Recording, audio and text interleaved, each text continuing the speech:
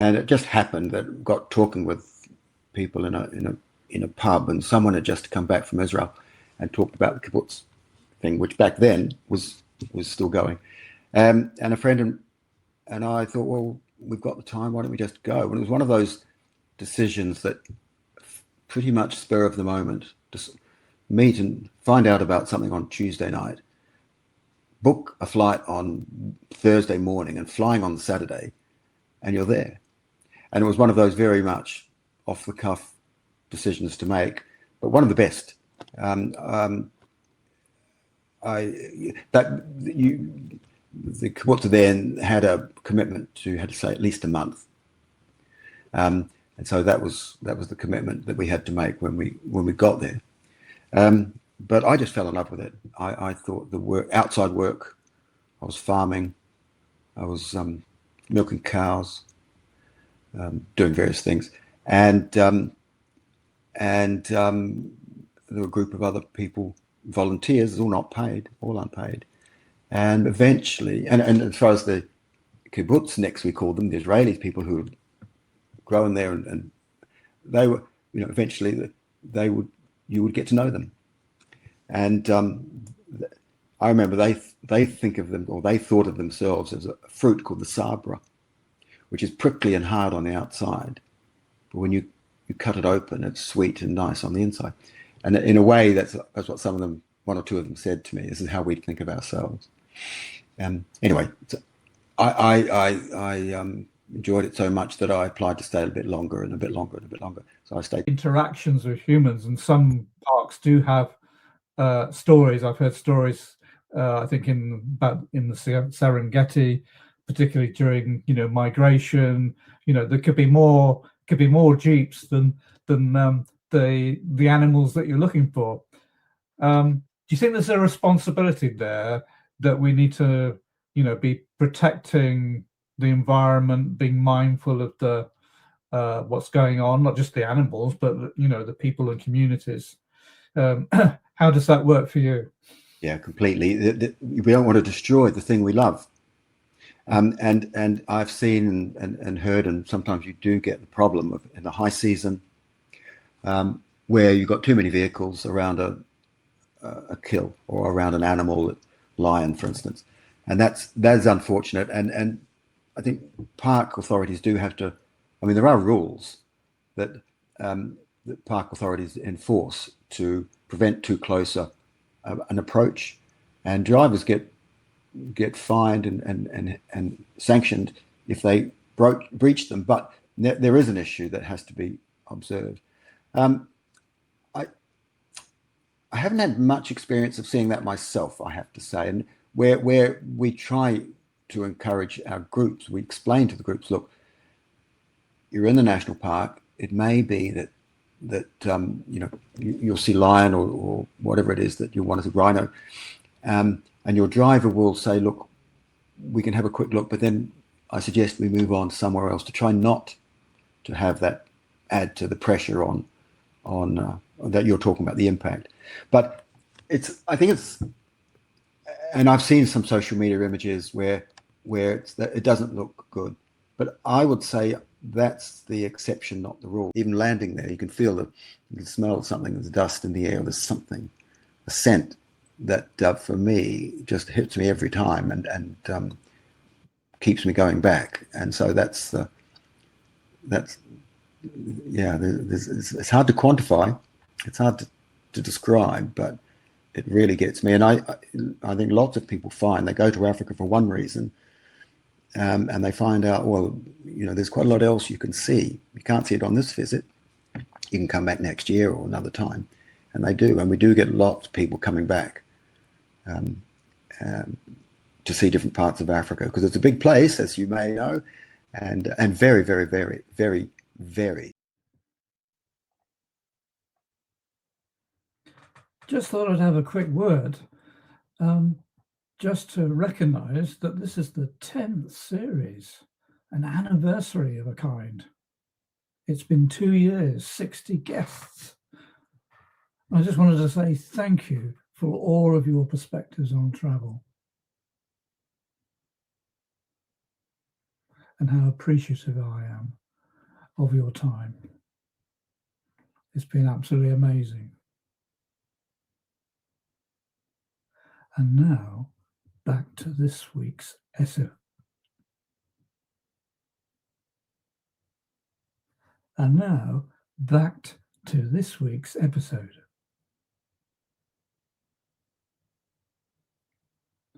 And now, back to this week's episode.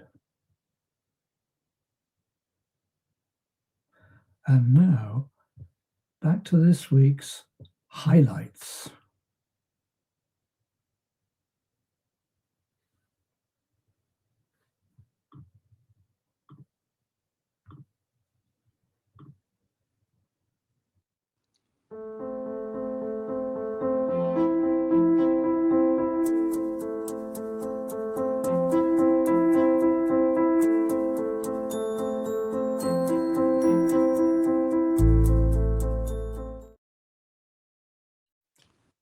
Vivian, welcome to the Nifty Travel Podcast.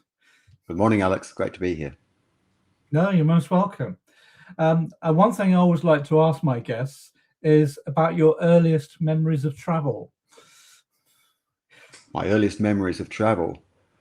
Well, that's a good question. For Africa, it was traveling as a client, as a passenger on a Trans-African tour in late 1987.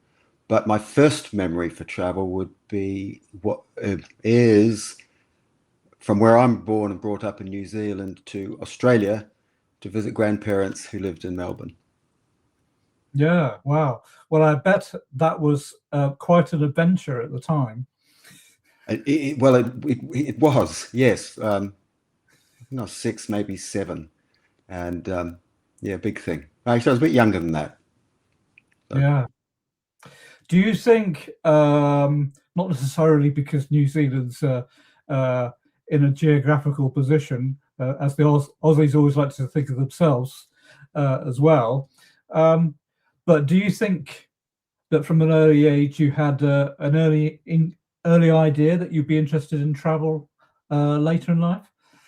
Oh, it's in my blood. My dad emigrated after the war from Britain to New Zealand. And when I was a bit older than the first memory, we moved back to here, to the UK, to live in Birmingham for a couple of years when I was 7 or 8, and for his work. And we then returned to New Zealand, where I was brought up. And so I always had the feeling that I would certainly come back to the UK. Africa came a little bit later, but yeah, I think it's all our family have traveled, so I don't think I had any escape. It was going to happen. Yeah. And so what was it like growing up in New Zealand? Oh, normal. And I thought everybody did, grew up like this, went to school normally, played sport as my friends did, eventually went to university. And there came a point, though, where in early 20s when I just had to move, and it was coming to the UK. You may know that it's almost a tradition for young New Zealanders and Australians to branch out and travel. The only thing is most people return, and I really didn't. I stayed here and got involved in the travel industry almost by accident, and the rest sort of all flowed. Eventually married and settled down here. So, the UK is a wonderful place to be, particularly in the travel industry. And I still enjoy it. I've been here 40 odd years now. So, I mean, I don't think you can tell by my accent that I'm not British, but I feel it in many ways. Yeah. Oh, well, you're becoming a lifer. Right. So Wellington, I've only had the opportunity to pass through the city once in my life. Do you see the country, the long white cloud? Do you think there's it's always had that I don't know, diversity and landscape and communities. Has it changed? Has it changed for you over the time? Well, it's changed a lot in the last 30 or 40 years since I've been away. I'm aware of that because of family and friends. Um, I, the phrase I think you were looking for is the land of the long white cloud. Oh, I got it wrong myself. Land of the long white cloud, which the Maori word Aotearoa it means, and it often is. It does have long white clouds laying over it. When I grew up, I felt that's just normal. I mean, my dad's British. I felt that I felt European in a way, but with a definite New Zealand character. And so rivalries on the sporting grounds and things like that, I think were natural to me, and I still feel it. I mean, I've been here 40 years, but when it comes to sporting events, cricket last week, for instance, certainly rugby, I certainly take I certainly support the New Zealanders. I'm afraid I don't. When it's New Zealand playing, I back them. Oh well, I think sport is a healthy way to express our competitive inner natures. I have a similar feeling with the Aussie rallies. We pull each other's legs. Oh yeah, there's a lot of banter go. I mean, the word banter sometimes gets a bad rep, but there is a lot of banter that goes on the sporting ground, and particularly between Australia and New Zealand, and between England and Australia and New Zealand. But that's fine, that's okay. We give each other hell on the sporting field, but off it, happy to have a beer and socialise and chat and joke. The banter, I think, means acceptance, and I think it's in a way it's a good thing. Yeah, absolutely. So, well, I think you've already hinted at why you wanted to return back to the UK, but one of the reasons you highlighted was that you joined a tour company that used double-decker buses. So, is it always? Do you think it's always a draw to people going to the UK that they must see a double-decker red bus? I'm not sure these days if that image is still there. It might be. This was the 1980s when I came over. Yes, I joined a company called Top Deck Travel, whose name told you the story, and they ran double-decker buses in Europe. In fact, longer than Europe. They went out to Asia, and at one point they were in the United States and Central America, and it was a great place to work. I learned a lot, met lots of people, and felt almost like an apprenticeship in travel, if I can put it that way.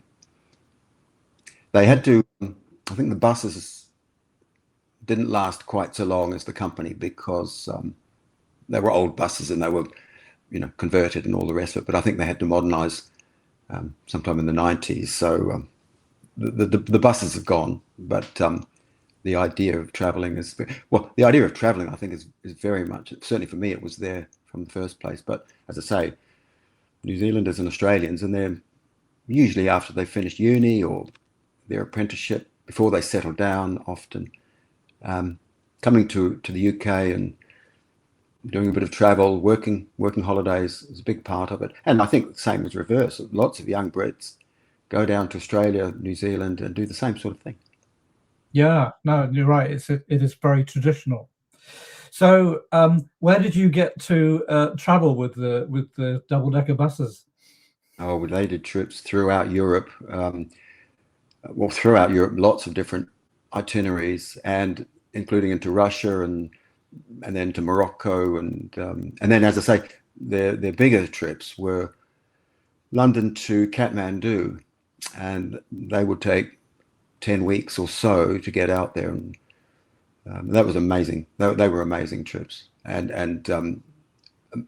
amazing cultural changes and differences. And so, they had an enormous network of tours, and they were running for a long time.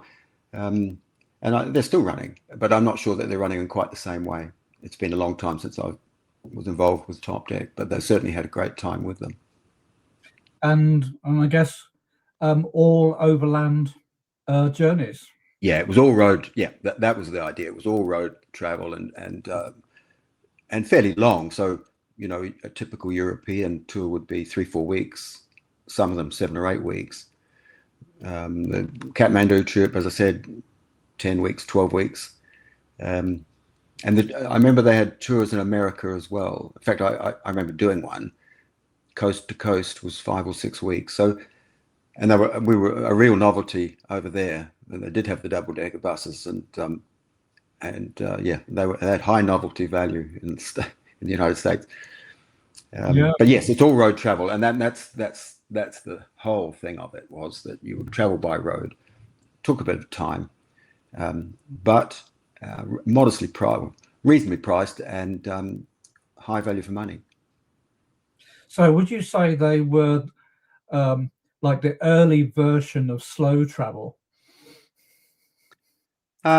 One of them, one of the early versions. Yeah, I mean, there were other companies that did similar things, and the idea being to experience life on the road, and that was a big part of it. It wasn't only about seeing churches, museums, mosques, temples, items of interest. The experience of traveling with a group of people was a big part of it, and certainly I, for a long time, in fact even now, have friends who I met back in those days, sharing being on tour with them and sharing experiences. So I mean, these are real things of value. It's not just about taking pictures of the Eiffel Tower or the Colosseum. It was about relationships you form and make and carry on, and permanent ones. I mean, there were more than a handful of people I know who met their partners on these trips and carried on. So, I didn't, as it happened, but there was some of that. Yeah. Well, I think it was Isambard Kingdom Brunel who said about some of the ship journeys that he generated out of building ships and sending them out of Bristol, was that people stepped onto the boats as strangers and stepped off in America as best friends. Absolutely sure that's right. I mean, absolutely sure that's right. In fact, that was very much the theme of those tours, and indeed today, where organized tours are a great way to see places and to meet people. And in many ways, I think they're designed for people to join as single travelers, not necessarily to come with friends or with a partner. You do join a trip, even today, if you're traveling alone as an individual, but you meet people on the trip, and group of 15 or 18 people, or even smaller. That's a big part of it, I think. Yeah. Do you think it was it had novelty value when this company first started doing this? Because I remember as a kid being taken on coach journeys around Europe, but they were never as long as the ones you were describing, because they were essentially, they were used as a means from getting from the UK to a certain resort in Europe. It wasn't about the journey; it was about trying to get it over and done with. So it's a different approach. Are you talking about Magic Bus and similar? That you got on a bus at London Victoria and got off in Istanbul and took about 3 or 4 days traveling non-stop. Those sorts of things. Yeah. No, the tours were different, and I think the touring perhaps aimed at a particular market, which in those days was New Zealand and Australia were big parts of it, because, as I said, it was accepted that many young Kiwis and Aussies would, after they finished their education, apprenticeship, before they got married or before they settled down, would do some traveling. And these tours were really designed for those, with those in mind. And so I think my own experiences were most of the other passengers were from Australia or New Zealand or South Africa, with a few others, but that was the majority. And those were that really was serving the need, and there was a demand there, and it was very successful certainly in the 80s, 90s.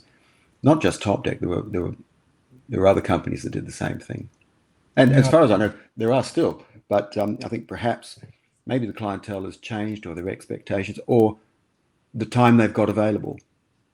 Wasn't unusual back in those days, as I say, people to do a tour for 4 weeks, 6 weeks, 8 weeks, longer. These days, perhaps it's a little different on time.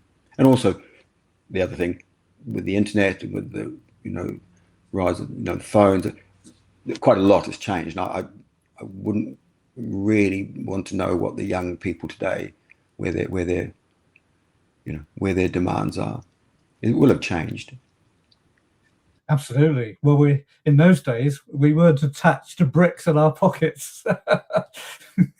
We didn't have them, did we? We didn't have phones when certainly not when I was traveling, 80s. And I remember first trips to Africa, we took radio when we had something called shortwave radio, where you tuned in, switched the button to shortwave, and you could listen into the news at the end of the day. And we did. So and I mean, I'm not exaggerating too much, but from an operator's point of view, sitting in the UK, when you've got tours running across Africa, especially when we were doing the Trans-Africans, there'd be several days, even it might be a couple of weeks before you heard from the group. And in many ways, the office in London operated on a no news is good news basis, that we expect to hear from our tour leader at this point and this point and this point, maybe 2-3 weeks apart. And that was good enough for those days. And sometimes I've heard stories. Now, I don't say this was our company that we did it, but if the tour leader is bothering to contact the office in between those times, it's like, why? Yeah. Those days are different, obviously, with phones and everything. I mean, it's clearly life has moved on, and as it must. So, but it seems a bit quaint these days to think, well, we don't really have contact with our group, not expecting contact for another week or so. I don't think we could get away with saying that these days. No. Well, I've read a few biographies, just because I like reading about people's biographies that include stories of travel. And one of the greatest travelers I've ever read about is Winston Churchill, particularly when he was a younger person. And I just my mind boggles with the kind of the time that people of those days spent traveling. I mean, yes, there was less people had the opportunity to do it, but when they did it, I mean, it was mammoth. It was not weeks, it was months. So the style of travel is changing all the time, isn't it? Oh, absolutely, yeah. Oh no, no.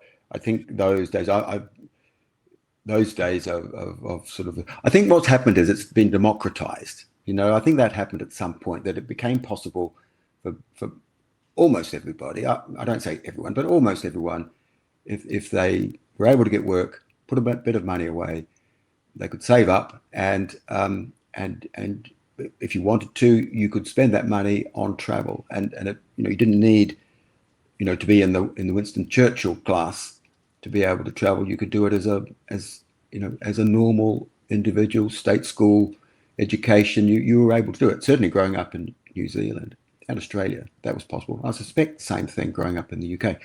As we said, lots of young Brits have been going abroad for years. And Australia and New Zealand being two of the main markets, but elsewhere as well. Yeah, well, I think it was the gradual change was a post-war thing, and I was lucky being born in the early 60s. That whole package holiday thing really exploded in that period. So I think it gives you a different set of eyeballs. Same wants and desires. It's just the way we've been doing it has been constantly evolving. And I think the other thing too, perhaps, and this is where I don't think it is true everywhere, but it's the accepted thing. It's okay to take a couple of years off if you're in your 20s to or even 30s. And perhaps I'd say these days, anytime, but there wasn't a pressure to, you've got to get your career underway, you've got to keep at it, you've got to achieve this, achieve that. It was all right to take a year or so away, still is, to take a year or so break, to backpack around, take a working holiday, and come back and sort of restart life, a year or two later. It still happens, and I don't think that's a bad thing. I think it's a good thing. I don't think traveling abroad and experiencing other cultures and so on is a bad thing. I think it broadens us, doesn't it? Yeah. Well, I almost think it should be on the curriculum. We should be encouraging kids to think that way, because it's so easy in this crazy day and age that we're in today, that you can live in a bubble and get totally the wrong idea of what's happening. Well, that's true. I think there is pressure on youngsters growing up. Certainly, see it from my daughter's schooling a few years ago, that there was a lot of pressure to succeed. There was a lot of competition to get into particular schools, then to get into universities. And it's a certain amount of that is probably just, you have to have it. But there's another side of it. It's not a race. Is it? Life is a race. You need to set aside time if you need it. And some people do and some people don't. But I think for those that do, or are not 100% sure what they want to do in life, then going abroad is not a bad option to experience how other people live. Yeah.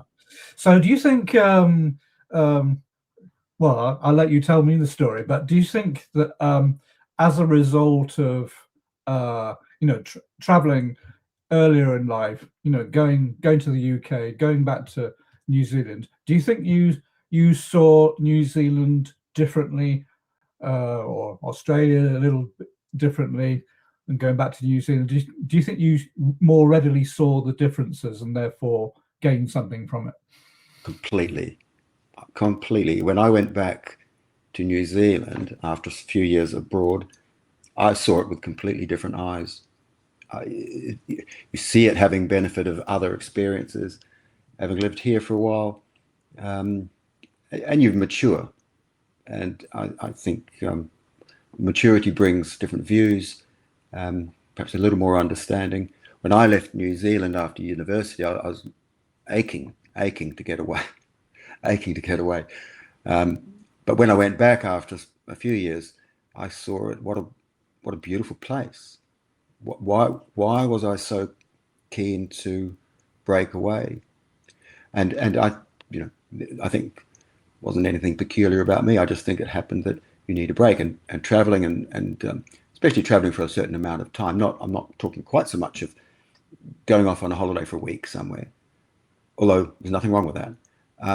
For me anyway, it was being here in the UK, traveling to different places, not just Europe, but into what we call then the developing world, third world, and seeing and having to adapt to certain cultures that, and then going back to where I was brought up. So very different eyes and more appreciative of where I had been brought up, surroundings, and I think also an appreciation of what my parents had done or my father moving from one country to another. And he did it he did it after the war in the 50s. Now, New Zealand then was a very different place. There was most of the immigration coming in was from the UK. Obviously, the UK, Europe was recovering after the war, and things were different. But he perhaps had some fortune. He was lucky because he, at that time there was lots more opportunity for in New Zealand. Whereas Britain, back in the 50s, early 50s, I'm talking about, was still rationing. Was there till what, 53 or so? For a young man, life was tough in the UK. People who lived through it, well, I can understand how, how they felt coming through it all. My dad emigrated, and emigrating, to a new country, even when the cultures are broadly similar, language is the same, is not that easy. Even for, there's lots of things different, and you're different, and you are the one that has to change and adapt to the new country, not the other way around. And that can take time. That can take a lot of time. Well, it must have been a really big deal, because as part of me growing up, I discovered I had relatives in Australia, and a bit like you were saying about your father, a couple from Manchester took an £8 trip on the boat from England to Australia, and it was 6 to 8 weeks. Get on the boat, you're committed. No going back now. Well, that. Yes, I mean that's right. It was all by ship, traveling by ship, which was a month or so. Flying was for the very wealthy, wasn't it, back those days? Whereas, of course, it's all changed now. Yeah. No. Of course, there's a lot of traffic going on at the moment, isn't it? About what Qantas is going to be hopefully introducing next year. So they're comparing the original kangaroo route to the concept of just going without a stop seems an unbelievable change.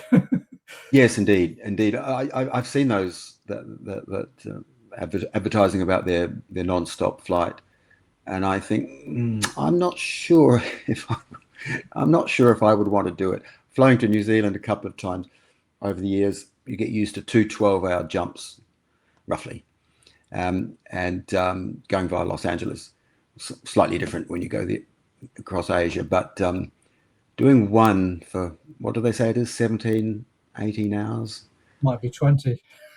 Oh, I'm not sure if I'm up to that, but there will be those that do it. I suppose it really comes down to the comfort, what they're doing in flight to make the thing bearable.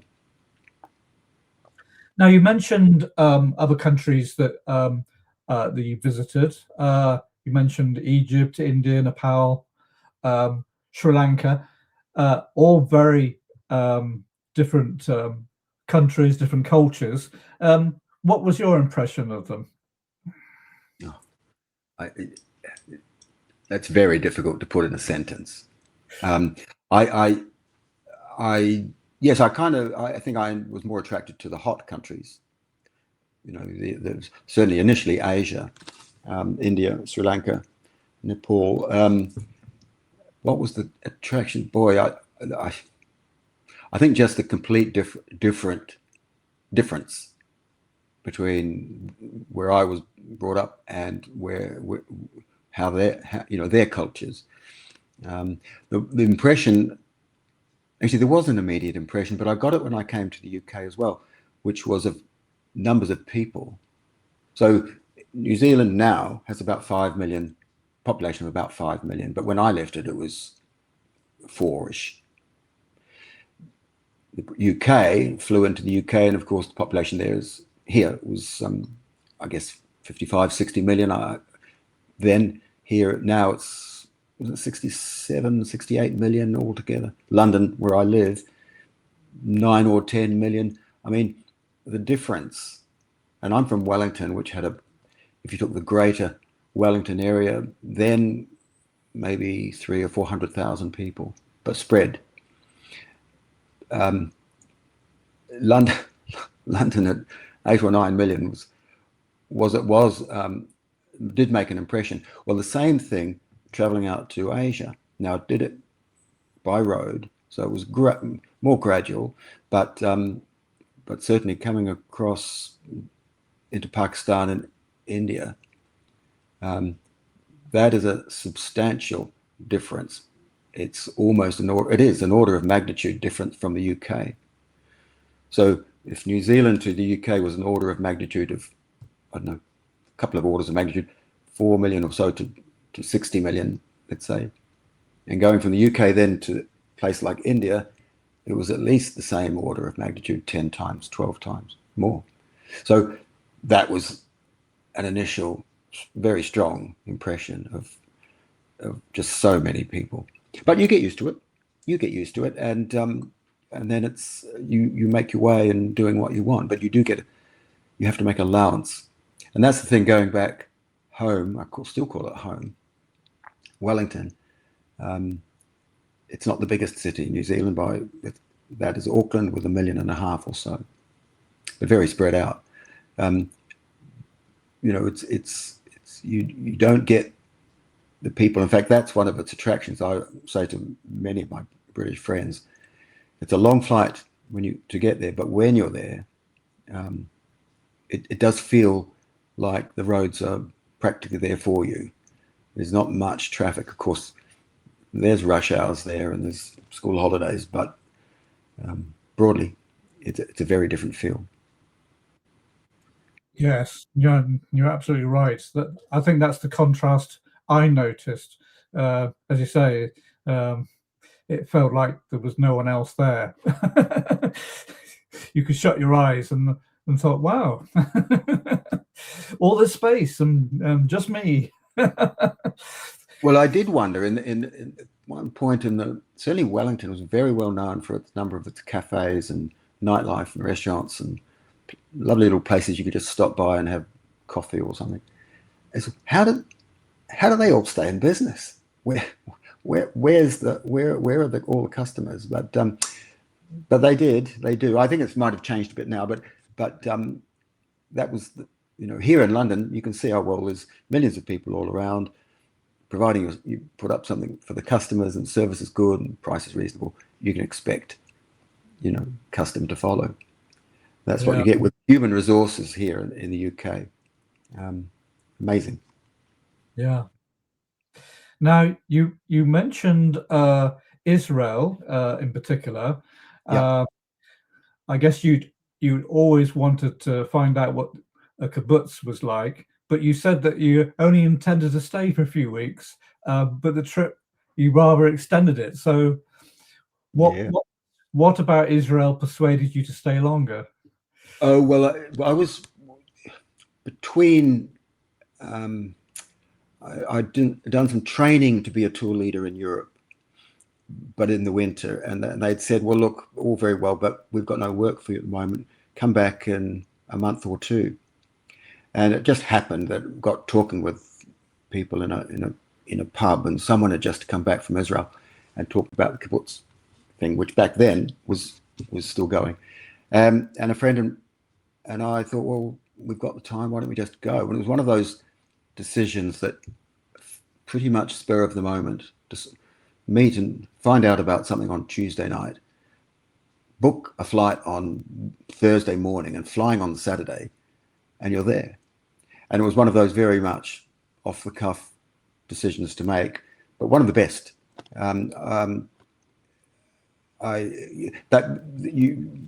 The kibbutz then had a commitment had to say at least a month, and so that was the commitment that we had to make when we got there. But I just fell in love with it. I thought the outside work. I was farming. I was milking cows, doing various things, and there were a group of other people, volunteers, all not paid, all unpaid. And eventually, and as far as the kibbutzniks, we called them, the Israeli people who had grown there, and they were, eventually you would get to know them. And I remember they think of them, or they thought of themselves as a fruit called the sabra, which is prickly and hard on the outside, but when you cut it open, it's sweet and nice on the inside. And in a way, that's what some of them, one or two of them, said to me. This is how we think of ourselves. Anyway, I enjoyed it so much that I applied to stay a bit longer and a bit longer and a bit longer. So I stayed 6 months, and it was a great experience, and for me. And I stayed the whole summer. I stayed more than the summer. Yeah, 6 months. So I stayed practically for the rest of that year. And it's been something I always thought I would go back, but life moves on, and other things come up. Yeah. So for me, it was a great experience.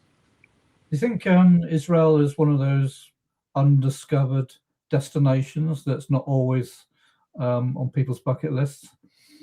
Well, I think there's been recent events have made Israel a little bit difficult to take into for tourism purposes. People will have different opinions about Israel and all the rest of it. So I think from a tourism point of view, that things have got to stabilize somewhat. But I think should I say normal times, they had a tourism industry. Jerusalem's one of the most interesting cities I've ever been to, and beautiful.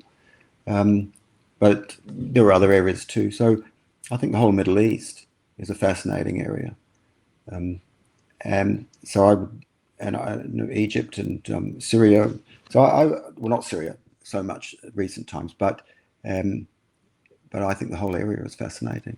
I'd go back there, but again, it's life moves on. Your experiences go on. You find new places, and for me, it was Africa that really took over, if I can put it that way.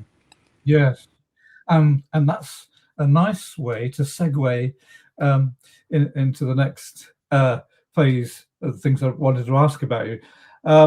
So, in the mid-late 80s, you heard about a company. It might even be the company that you're now more closely associated with, but you discovered this Trans-African Overland tour, which obviously piqued your interest. Maybe you felt a connection with the double-decker tour buses, and did you want to find out what it would be like crossing? Well, it was through the European company that I met with people who had worked for the African touring company. It wasn't the same one, but in the late 80s, and I had the opportunity to go, and I went as a passenger, and it was a tour that started in London, effectively, and travelled by road quickly through France and Spain, and then ferried to Morocco, and then all the way across the Sahara, across Central Africa to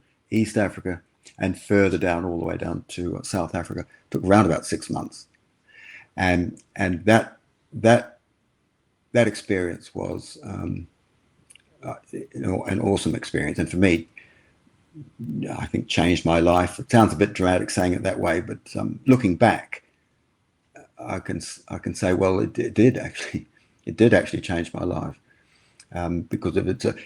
This was not a tour that was simply going and seeing some resort and then coming back. It was an expedition in those days, and there were 2 or 3, or perhaps more than that, number of companies that did the same sort of thing, and that happened that through work, the people I met was with a particular company that I went with, and then having done that trip, backpacked around a little bit, and then flew back to the UK because I was broke. I needed to earn some more money, and realised quite quickly that I just had to get back one way or another to Africa. And luckily for me, and we're talking about the late 80s, 87, 88, that sort of touring was very much in vogue, but in a niche way. It was never mass tourism. It could never be mass tourism, but in a niche way. And opportunities came, and I had some experience in the travel industry by that stage. And I went back as a guide, and that was essentially the same sort of trip, going across the Sahara and across Central Africa, down through East Africa, down to Southern Africa, and I did that for a couple of years, and then I came back eventually to the United Kingdom and London, and there was work available in the office, and that initially that was temporary, because lots of people who work in these companies as in administration and managers and so on spent the early years of their working life as a tour guide or driver. They eventually get too old, or they fall in love with somebody and they have to settle down, or sometimes they get ill and they need a rest. And they come back on. There's work in the office, and that work actually takes over. And then the idea originally was to go back as a guide, but that for whatever reason doesn't work out. So that's more or less what happened to me. The office sort of took over. Yeah. So it's interesting, isn't it, when we discover something and we say, yeah, we kind of know this is what we want to be doing from now on. And do you think these things are easy to kind of quantify? I sometimes think it's almost like an emotional, you feel some sort of emotional connection. Was it a similar sort of thing for you? Well, the one thing I can say is I would never have predicted it. I certainly didn't plan it. It happened. But I had if you like, I had the freedom to take advantage and follow a sudden interest. Emotional attachment, yes, for sure. To what though? To traveling, and there was something about Africa that really got under my skin in a good way, and made me want to go back. When I came off the road, stopped being a guide, led me to continue in an admin management level, which is not so much fun, I can assure you, but gives you a perspective, and you need to look at not just your group, but you've got to look at other groups that you've got as well. And that's how my career developed. But quantifying it, I'm not quite sure if I can quantify it, but I can say, well, I can say I had the opportunity, and as I say, I had the good fortune to be able to follow what I found suddenly to be interesting, and so worth keeping that. Yeah. Do you think there's something almost mysterious about Africa? You know, there are many unknowns. Do you think that's why sort of Europeans or well, basically anybody that's not from Africa may feel about the continent as a whole? Well, there was for me, but I can't place it because I had an image. I saw a picture of an old school friend. This is before I'd left New Zealand. I remember seeing a picture of someone who had been at our high school, who had travelled on, and he was leaning on the gate to the Serengeti National Park.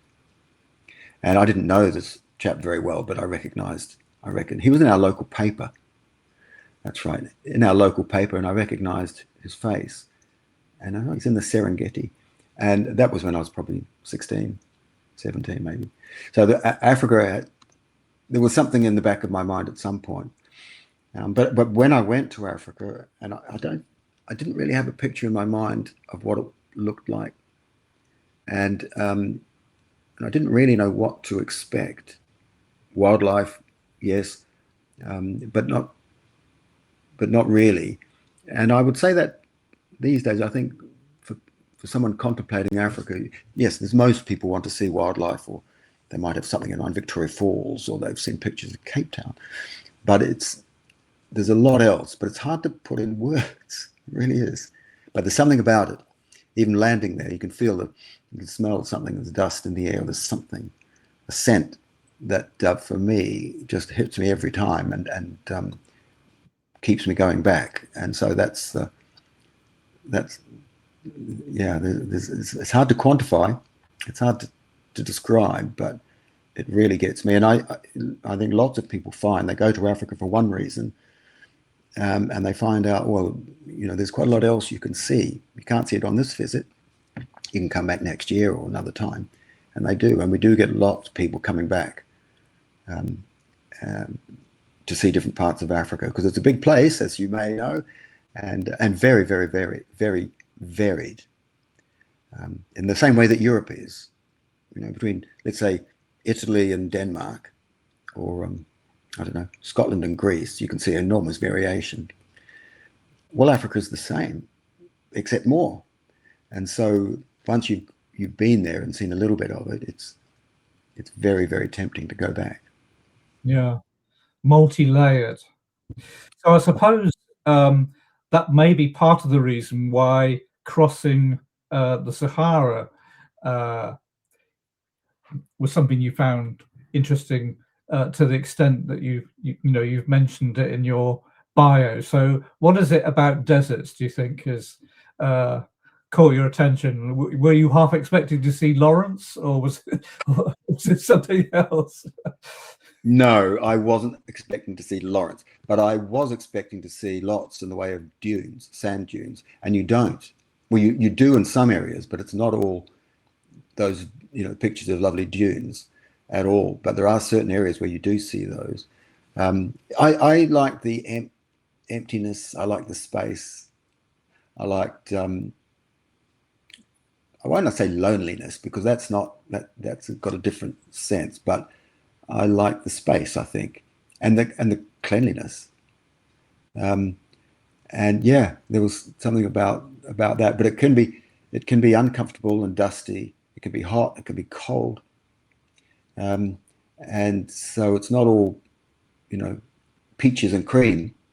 It can be difficult, but that's my first trip. That was one of my first impressions, and what I liked about it, the Sahara, which is enormous, as anyone knows, but driving across it is a real experience. And the lovely thing too is coming out of it, because you tend to have the Arab populations in the north. You cross the Sahara, and sub-Saharan Africa is black African, and you come out of the desert, and you find yourself enveloped in African culture, and it's amazing, absolutely amazing, warm, lively, colorful, fantastic. Yeah, and landscape, like anything, I suppose, it's constantly moving, isn't it? I think the only anything close to a desert I've crossed, and I didn't walk on it, I went across the Nullarbor Plains on a train. Like you're saying, I was expecting to see more sand, but we crossed it after rain, and it was a green desert. So yeah, and with the color of the timing of the day too, how the colors change, it really makes a difference. And that's, there's something, if you haven't traveled to places like this, and I don't say only in Africa, there will be many places have similar, will give you similar experiences, but to travel somewhere where you haven't been brought up with, and to feel the different experiences. For me, Africa was it, and the Sahara, or in fact, desert, because you also have very, very attractive desert in Namibia, down in the south, where you do have the dunes as well, can get similar experiences. So the desert's fascinating. It changes through season, and it changes through the time of day. Yeah, and of course, one thing that's important across traveling across many different landscapes, deserts or not, is having a good quality vehicle to take to take the travelers and everybody and everything with you. And I see that on the Acacia website you have many pictures of and inside a large vehicle. So was it always done that way, or is this kind of like an evolutionary process that you've kind of arrived at? Well, this is the kind of equipment we need. Well, the truck travel with people in the back, or on the cabin built on the back of a truck. You need the truck because you need the size of the wheels. You need the space under the chassis, so you can get through some of the roads which are rutted. Some of the roads almost don't exist. So you need a four-wheel drive, and you do need a higher vehicle. So hence a truck idea, and the concept of having people in the back. That's been going for some while now. I think it's evolved though. So we have personal lockers. Everyone has their own personal locker. We have seating for actually we have seating for 24, but we take 18. at a max. We have a fridge freezer, and naturally we carry all our camping equipment with us. You have to be self-contained. Almost you rely on buying local produce where as you're traveling through, so for meals. But the idea of a truck for a group of 15, 10, 12, 15, 18 has been going for some while. We didn't invent that, but it has evolved, and that's still a big part of our company. It's not the only thing we do. The industry has moved on as well. Many people who have less time will have a smaller vehicle, more comfortable accommodations, not necessarily camping, and perhaps a more focused destination. So they might not have 8 or 10 weeks, which these days counts as a long trip. They might only have a week or less, and so you have to be able to cater for different demands and a different demographic. That's the other thing. When in the 80s, I think it's fair to say, certainly with our company, it was almost all gap year students, or people like myself who had traveled a bit but hadn't settled down properly to a job and wanted to, or were between jobs, but tended to be in their 20s, 30s. Well, that has changed a lot now. So our client demographic has broadened considerably, with people 40s, 50s, 60s. They've got a bit of time, and perhaps we can thank the internet for this, is that they've got exposure to the ideas, and they want to go and see. It's not anymore just a young person's idea. I'm not talking quite so much of the London, Sahara, Central Africa 6-month trips. I'm not talking quite so much of those. That kind of, the industry's changed a bit. So, and in many ways, fortunately for us, a lot of the sites, attractions, wildlife parks, lovely beaches tend to be on the East Africa and Southern Africa, and that lends itself to holidays of between a week and 8 or 9 weeks. So that's something, and from point of view of communication, for good or bad, the colonial power in most of those countries was Britain, which means they speak English in most cases, and that's a difference. On the west side of Africa, West Africa, Central Africa, France, Belgium with a colonial powers, which is good or bad. That's just the fact. What it means is most of the locals, French is one of their languages. So if you're an English speaker and don't speak French, it's more difficult to communicate with them. In East Africa and Southern Africa, if you're an English speaker, you can communicate with most people. And most Africans have got 3 or 4 languages. So for instance, in Kenya, Swahili and English are the 2 main languages.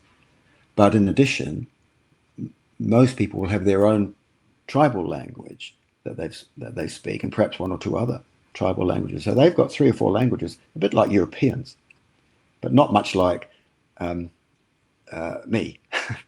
I struggle with 1 language, so perhaps a bit of Spanish and a tiny bit of French, but I struggle. In Africa, most locals have got at least 2 languages, usually 3 or 4. Yeah, and each country, each African country, may have 50 or 60 tribes, depending on the size and demographics of those particular regions. Well, it's definitely true in Kenya. As we know, the borders within the continent are largely colonial borders, and without going into all of that, what it means is that certainly Kenya has got 60 or 70 different tribal groups and almost the same number of languages. So with having so many choices of where to run journeys, how on earth, as a company, do you choose which journeys to advertise? Because you can do too many and overwhelm people with choice, or you can just be a bit more intentional. So how did you how's the planning sort of changed and evolved over the years? Is it a similar offering, or is it's a good question. It's a good question, but I think it's evolved over the years. So it's a little bit of trial and error. You have an idea. Well, it depends what people want, and in our own research, and we know, well, many people who are coming to Africa for the first time want game parks. They want to see wildlife. If they're coming for a subsequent time, they'll still want to see wildlife usually, but they also want to see something else because they've heard of something else. So that they've heard of. So the big five game parks. Okay, what are they? Leopard, lion, elephant, rhino, buffalo. So people have heard about those and they want to see them. And so you can design a trip which includes, let's say, a 2-week trip, which might include start from Nairobi, it's the major international gateway in East Africa. Masai Mara National Park would be on a list. You might also want to see the Serengeti, which people tend to have heard of. It's in Tanzania, the neighboring country, but very doable. And there's the Ngorongoro crater, which sits next to the Serengeti. And then you can design an itinerary in a week to take in those 3 major national parks. And if you've got a bit longer, you can extend it a day or two, a few days down to the Indian Ocean and include Zanzibar, which is a fascinating place culturally. Lovely beaches, but also a place people see the spices. They can see some remnants of the old slaving days. As you probably know, Zanzibar was the island where many of the slaves that were pulled out of Central Africa, heading for the Middle East, or being taken to the Middle East, were stationed on Zanzibar. And so, there's some remnants you can see of that. Mm-hmm. So you can design an itinerary around various highlights, run it together, and there you've got a 2-week, let's say a 2-week tour of Kenya and Tanzania to take in 3 national parks and Zanzibar, with a bit of traveling in between. In Southern Africa, well, there's Cape Town. Namibia is one of the most popular destinations that we're finding over recent years. Fabulous desert scenery. National park in the north of the country. You can combine that with Botswana next door, for a place called the Okavango Delta, amazing national reserve. Another national park in Botswana called Chobe, very good for elephant. And then you're on the doorstep of Victoria Falls. So it's a bit more. You've got to work in traveling times and distances to work out what's practical, what can be done. Bear in mind costs, but you can easily design a 3-week trip, roughly 3 weeks, that visits those 3: Cape Town, Namibia, Botswana, and Victoria Falls. And you can then link up different trips. So it's a matter of working and evolving and seeing what is popular and what works. It takes a bit of time, but we've been going 30-something years, so nearly 30 years. So we've had a bit of time. So that's how you do it. You obviously look at competition, and see what's happening, and you have to develop and try to develop in your own way. Yeah, absolutely. Well, and you alluded earlier about how people have different levels of ability now. So, so you run some trips that are quite short, and you still run trips that are, I think, was it 58, 60 days? Yes. Our longest trip is 58 days, and that runs from Nairobi in Kenya. It goes up to Uganda to visit the mountain gorillas, trekking for the gorillas, and the chimpanzees, which is a slightly different trek, and then comes back around to Kenya, Tanzania, the parks I've just mentioned, Zanzibar, and works its way down through Malawi, Zambia to Victoria Falls, and then it branches down into Botswana and Namibia, and eventually to Cape Town, and that's 58 days. and that's allowing a bit of time to, you're not racing, but you've got to keep moving, at a reasonable pace, so you get around. But similar trip, or not a similar trip, but a different trip would be a week. So from Johannesburg out to the Kruger National Park in South Africa, its most famous park, through Zimbabwe. There's a lovely little park in Zimbabwe called Matobo. It's good for leopard. You can sometimes get out and walk in Matobo, and then driving up to Victoria Falls to see the Victoria Falls, which are a must for anyone. Lovely. So that would be a week, but you can do even shorter. But for instance, 3 or 4 days just out to Kruger National Park and back. But it all comes down to time. Obviously, budget comes into any holiday plans, and that's really, and obviously interest. And usually, my first question, if I'm speaking to someone who's interested, I say something like, "What is there anything you want to see? What have you heard of?" And Serengeti often gets a mention. Kruger National Park does too. Cape Town does. There's a lot of Victoria Falls, but there's lots else in between, which doesn't have that same high profile, but adds immeasurably to a tour. And often when people go home, that's what they remember. I don't know if you ever collected music back in the days when you bought LPs, and for me, or cassettes. For me, I'd buy a cassette because there's a particular song that was released that I liked, and that's why I bought the LP.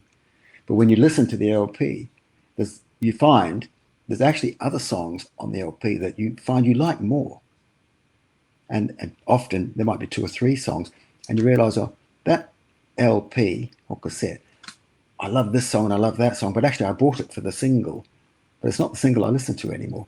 And so Africa in a way, or tour in a way, there's a parallel, because, oh, well, I want to see the Serengeti National Park, but actually what they remember, and they see the Serengeti, but what they remember is traveling through villages and getting out of the vehicle and shopping in markets to help the tour leader do the shopping, and putting a meal together in the evening, or a beach scene in Malawi. So this is what Africa gives you, things that you don't know about, which come as a surprise, a pleasant surprise. Yeah. So it's the power of the unexpected. I was going to ask a question about whether you prefer, whether you see yourself as someone who prefers travel to be planned or more spontaneous. I think I know which way you may lean towards. Well, I heard someone say once that even the most rigid of plans needs a certain flexibility, and then even the most flexible of plans needs a certain rigidity to work. And I think that might sum it up. I think you do need a framework. You need a framework, and people who are traveling on a tour, and I often tell them this, they've very often traveled independently in Europe and perhaps in Southeast Asia. Africa's a bit different. It doesn't have the same infrastructure, and so a tour or safari can be a good introduction. But if they can possibly leave themselves a bit of time, so that at the end of the trip, they can do a little bit of their own thing, or have time to do something. It's not always practical. People have work and they've got a certain amount of time off, and they're naturally trying to maximize it. I think you need the framework to give you an idea of what you're doing, and to get some things seen. But if you've got a bit of flexibility, it doesn't do any harm. Yeah, absolutely. Now, we've mentioned parks more than once already, and in my previous conversations, it's quite obvious that there are many parks that exist. And so how do you feel about, there's a kind of reality, and I think you've highlighted it when you said that what's the first thing you think of, and people always think of the most popular parks, but do you think you can get similar experiences in adjacent parks? Because one thing more modern travelers are concerned about is, well, welfare of animals, for example, and that their behavior can be altered if there's too many interactions with humans. And some parks do have stories. I've heard stories, I think in the Serengeti, particularly during migration. There could be more jeeps than the animals that you're looking for. Do you think there's a responsibility there that we need to be protecting the environment, being mindful of the what's going on, not just the animals, but the people and communities? How does that work for you? Yeah, completely. We don't want to destroy the thing we love. And I've seen and heard, and sometimes you do get the problem of in the high season, where you've got too many vehicles around a kill or around an animal, lion, for instance, and that's unfortunate. And I think park authorities do have to. I mean, there are rules that park authorities enforce to prevent too close an approach, and drivers get fined and sanctioned if they breach them. But there is an issue that has to be observed. I haven't had much experience of seeing that myself, I have to say, and where we try to encourage our groups, we explain to the groups, look, you're in the national park. It may be that you'll see lion or whatever it is that you want as a rhino, and your driver will say, look, we can have a quick look, but then I suggest we move on somewhere else to try not to have that add to the pressure on that you're talking about, the impact. But I think it's, and I've seen some social media images where it doesn't look good, but I would say that's the exception, not the rule. In fact, if you think about it, the national parks were set aside for the protection of the animals, and I would even go as far to say if it wasn't for tourism, there'd be a lot less wildlife in the world, because there is competition sometimes between the wildlife and the local communities, and it's when the local communities can see the value in the wildlife. These people come and pay money to go and see these animals. Well, it's an hour, and we benefit. This is the community benefit from them going to see. Then I think that's an important thing, and that does happen in most places, and it explains perhaps why there's a cost to going into the national parks. The Masai Mara, as most people in the industry know, raised its prices considerably a year or two ago. It's not a low cost place to visit, and the Serengeti isn't either. And I think part of that, well, that's to be sure people who are going there do pay for the privilege. But even within the national parks, we would like for the clients to be aware that it may mean that they don't get as close to a lion as they might wish to. We're all spoilt a little bit by the wildlife programs we see on telly. Well, in real life, sometimes you see those at close range, but sometimes you have to content yourself with, no, we're in the wild. This is their home.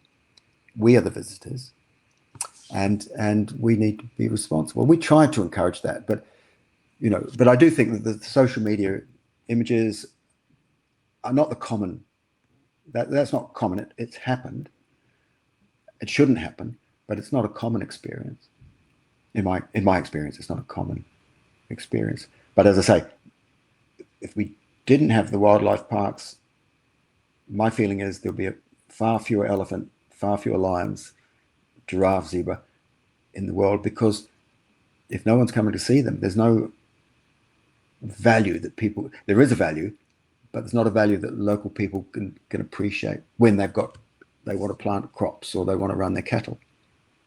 Yeah. So it's for each country to say what they want to happen in their country, but the big income earners and as long as the communities are seeing it, getting the value, then I think it's okay. Yes, you're going to get some bad behavior sometimes, but broadly, I don't believe it's like that. And how do you integrate? Because obviously, traveling in another country, it's inevitable that you're going to meet local communities. What's your approach to, I don't know, respectful ground rules, if you like, finding out how communities live, perhaps spending local, you're not just going there to in and out. How do you what's the responsible way to sort of help the communities? Well, I think that touring at our level, camping and accommodated, but at a modest level, is really touring at grassroots level. We obviously pay accommodations where we stay, and we're staying at campsites, independently owned, most of them, small hotels. We're buying at local stores, markets. Money is going directly into the community there. We use, in most parks, we use national guides, local guides. We, in most parks, hire local vehicles for game viewing. We don't take the trucks into the national parks in most places. There's a cost to all that. It's going directly into the local community. It's not being repatriated. So I think at our level, that on Zanzibar we stay in a lovely two small hotels, one in Stone Town, the other up on the Kendwa beach, Nungwi, where it's a local hotel, and we're using local services. And I think that that we are assisting the local community. We're providing income for those people, and I think our clients see it. I think they see where the money goes. We have a small office in the UK. We have an office in Cape Town, workshop office. We employ local people, and I think a smaller office in Victoria Falls, and I think at our level that's an important thing to say. And in terms of respect for dress codes and anything like that, well, it's very clear what's acceptable, and I think we have guides have been with us, and we employ our guides. By the way, our tour leaders are African, Zimbabweans, Namibians, South Africans, Kenyans. And some of them have been with us 12, 15 years. They're valued members of our team, and they are. This is their career, and this is we're offering them, and they are helping us for sure. Show Africa to our clients, and I think it works. Yeah, no, it's a better way to look at it. Now, you've mentioned East Africa a few times, so I take it it's one of your favorite regions in Africa. Is it the variety, or does it go a bit more? Is it a bit more than that? I do have a soft spot for East Africa, and I think it comes from in my first few times in Africa. We were traveling on the long trips, the Trans-African trips, and getting to Kenya was a significant achievement. It felt like it. 3 or 4 months on the road, you cross the border into Uganda and then Kenya. You feel, wow, we've kind of, because Nairobi was basically one of the stop areas. We'd have a few days off before continuing. So that might have been a bit of old memories of having made it. I just love it. I was with Kenyan colleagues and partners who I would say are friends, become friends over 12, 15 years or longer. And I do like it, but I have to also say that my favorite areas of Africa tend to be where I was last. So I've just luckily had a few days in South Africa, and I was doing some hill walking in the Drakensberg, in the KwaZulu-Natal area, and it was beauty beyond compare, absolutely lovely. And I don't consider myself a keen trekker. I don't hike in the mountains every day, but boy, yeah, it was lovely, and I really love to go back. So for me, at this moment, my favourite place is the Drakensbergs in KZN in South Africa, just for its beauty and friendliness of the people. But no, I have a soft spot for East Africa, and I think perhaps it's because things don't always work the way they should, but there's a charm about it, and you get there in the end. Yeah. Oh, so it's almost like you're attracted to unpredictability. I perhaps in some areas I quite like things to be predictable. Working in the London, having to administer things and manage, I quite like predictability. I'm developing a taste for it, but I'm aware that you just have to be ready for anything in Africa. Which nicely leads to my next question. I noticed that one of the things on the websites talks about misconceptions, and I suppose if you've never been to somewhere like Africa, you might think some of the things you mentioned there, that isn't Africa all the same? Isn't Africa extremely dangerous? So how do you soften the landing for people who grown up in the UK, for instance, and we watch the news too much, and we like the idea, but we've got these underlying worries. How do you go about reassuring people? Well, the biggest, I think perhaps the biggest misconception or the most common misconception that I hear is that Africa is always hot. Well, it's not always hot. It can be hot, but it could be very cold, late nights and early mornings, especially at this time of year, which is Southern Hemisphere winter. It can be cold, and you need a sweater, you need a jacket, you need long pants to be warm in the mornings, but it'll warm up later on. So spring layers.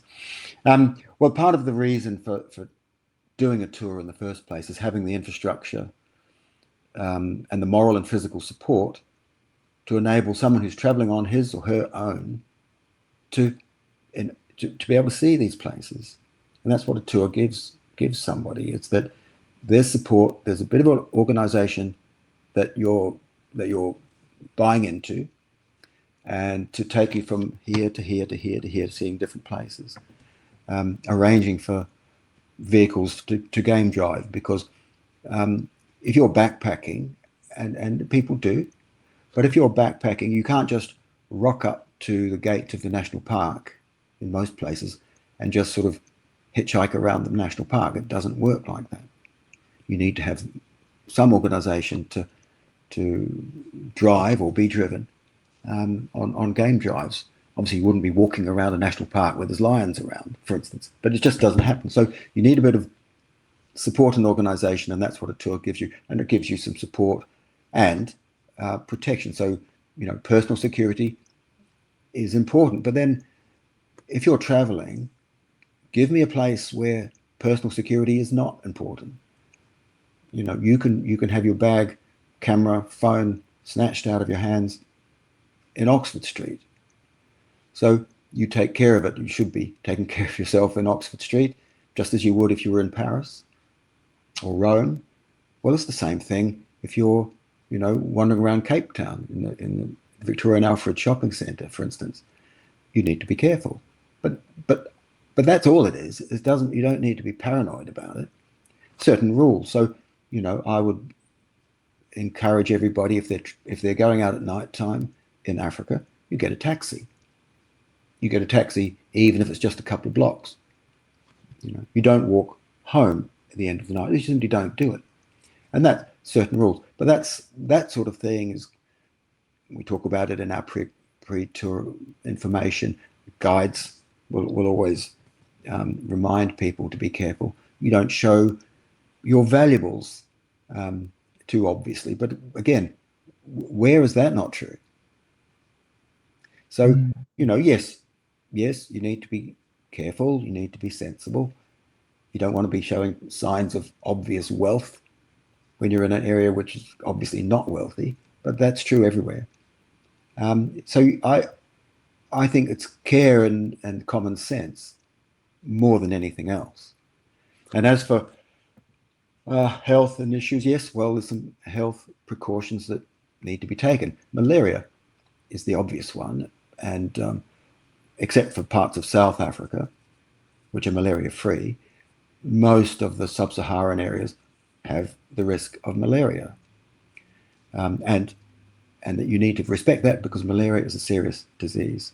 It doesn't just affect tourists; it affects everybody. But if you're a tourist or visitor, we would always say, visit your doctor or your travel clinic and ask them for their advice and follow it. And then you're following medical advice. Don't take the advice of someone you met in the pub who went there last year. Well-meaning advice like that is great, but it's not what you would follow. You go and seek professional advice. So I don't think these are unexpected precautions to take. Some places you need a certificate of yellow fever vaccination. Again, there are other places where it requires you to have a yellow fever jab. It's one jab, it lasts for your whole life. So, I don't think there's anything out of the ordinary in any of that. Yeah, it's just thinking ahead, isn't it? So I wanted to sort of circle around really and sort of have a few final questions around how you think travel in Africa is changing. Some African operators have said to me that they're feeling optimistic and there's more domestic style travel happening in their particular countries. How do you see it from where you sit? Where do you think the travel industry within Africa is going? Well, I think within Africa it's fine. It's world events have had outside of Africa have had more of an effect on things that happen in Africa. So the Iran war has not helped people feel confident about traveling to Africa, although it's miles away and nothing's directly affecting it. But flights have changed. We know about the Middle Eastern airlines have all had to take different actions over the last 4 or 5 months to protect themselves. Well, that's affected how people can get to Africa, including the cost. So that has been something I would say is not helped. But within Africa, I think the signs are good. Our tours don't rely on flights other than getting people to Africa, and the gateways: Nairobi, Johannesburg, Entebbe, Dar es Salaam, Cape Town. They are still there, and there's hotels, and people's first night getting to Africa after traveling long haul. Most people want a night or so in comfort, and we would recommend that. There's I suppose to take a negatives is the outbreak of Ebola in the DR Congo, which has not been particularly helpful. Clearly, it's a terrible disease, but it's not one that's airborne. To get the virus, you need, as far as I understand, you need direct contact with the bodily fluids of an infected individual, and that's why typically it's carers and family members who are affected more, because they are close to their whoever suffered. Traveling as a visitor or a tourist, it's almost zero chance of being affected. But we've had Uganda has suffered, and Uganda, I do feel sympathy that there's been over the 20-something years a number of outbreaks in the Congo, and Uganda's developed pretty robust procedures to deal with imported cases, people coming in, and a small number of cases happening. So I think in this particular case, this outbreak in Uganda, I don't think there's been any cases since the 5th of June. I think 19 cases was their count on the 5th of June. I think 2 deaths. Which in a country of 50 odd million people, you wouldn't really expect that to get much comment. But it has affected the way people see it. Obviously, it's on the news. I'm not saying it shouldn't be on the news. It's a terrible disease, but it's not one that affects tourism. Yeah. But dealing, as I say, we've been operating for nearly 30 years, and it's without being too hardened to it, we are accustomed to the unexpected dealing with Africa. And it's such a resilient market, such a resilient destination, that despite the various ups and downs that happen, there's still people want to come. It's still an amazing destination, so varied and friendly. And I don't like using the cliche of friendly local people, but honestly, it really is true. That it's no wonder that the industry in it is positive, so positive. I've just been to, last week, our association we belong to, ATA, had Experience Africa, which is a trade show in London, and I had a couple of days there. So positive, such a positivity coming out of that it'd be nice to be able to communicate that more widely. Yeah. So do you have any personal hopes for tourism in Africa that perhaps other people aren't thinking about? Personal hopes. Personally, for me to travel to, do you mean? Or you mean? I kind of mean, how would you like to see the travel? What direction would you like travel to take within Africa? Well, obviously we want to see some growth, but under a controlled way. And for our clients, we're in the corner of the industry, which is a budget to modest to tourist class, we say. So most of our clients are in there for the experience. They don't want to spend their money on super nice accommodations, although there are some. Boy, there's some lovely places, but they're more important. They'd rather spend their money on seeing things and traveling. And as I say, at a broad age demographic. And I would like to see that develop. I would like to see a little more reality in reporting. When something negative happens in Africa, it tends to be everywhere. If the same thing happens in Europe, you don't often hear about it.